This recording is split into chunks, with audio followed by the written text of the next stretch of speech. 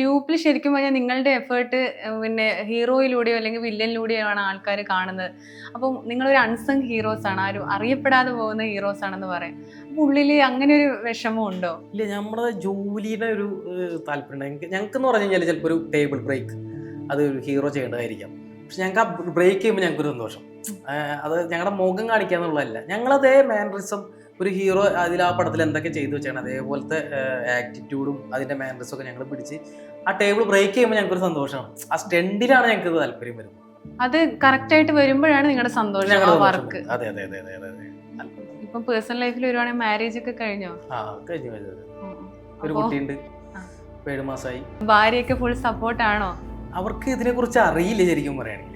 Stunt master ജോലിനെ കുറിച്ച് അവർക്ക് അറിയില്ല. അവർ നോക്കുമ്പോൾ ഇങ്ങനെ സ്റ്റണ്ട് പഠിപ്പിച്ചു കൊടുക്കുന്ന ആരോ അങ്ങനെ എന്തൊക്കെയാണ് അവർക്ക് അല്ലാതെ ഡീറ്റെയിൽഡ് ആയിട്ട് ഇങ്ങനെയൊക്കെയാണെന്ന് അറിയില്ല. അവർക്ക് അറിയില്ല, ഇപ്പോൾ അറിയില്ല.